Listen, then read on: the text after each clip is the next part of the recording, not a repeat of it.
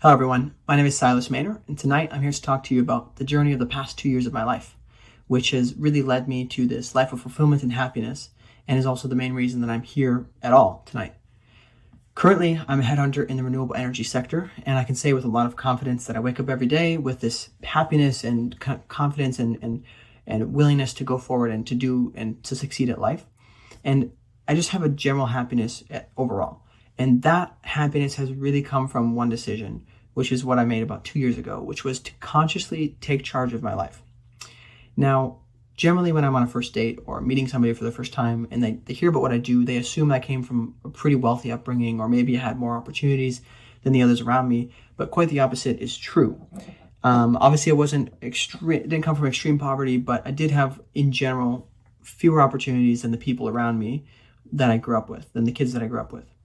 And we also just didn't have nice things. We didn't have a lot of money. My dad was a poor cabinet maker. I helped him in the cabinet shop a lot, helped provide for the family. So this all kind of led to a desire to have more things and to be financially sound. So right after high school, I jumped at the opportunity to be an insurance salesperson.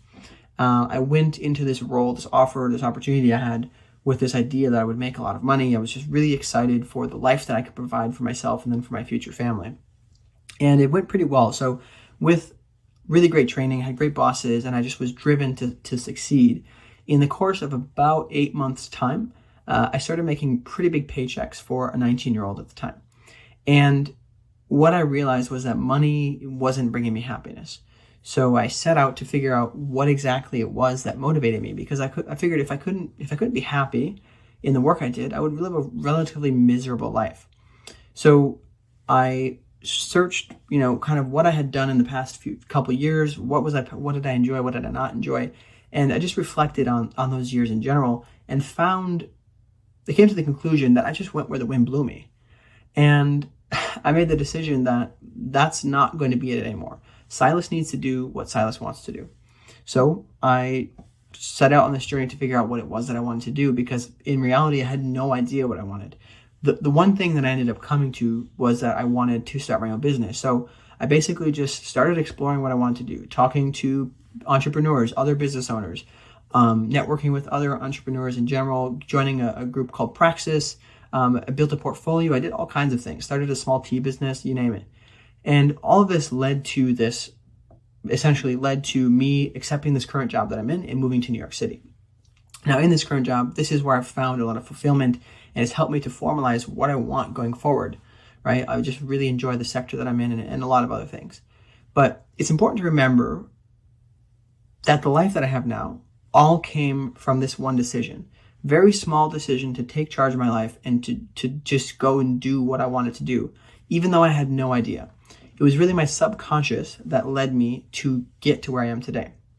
So what I want you to take away from this is that no matter who you are, you can increase your happiness by taking charge of your life and by pursuing what you're passionate about.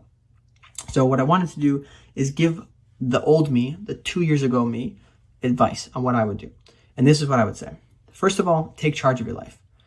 The sooner the better. You cannot control the cards you were dealt, but you can choose how you play them. And the sooner you do this, the better, because you're going to be on your path to success. Secondly, you're probably going to have no idea where you start once you want to take charge of your life.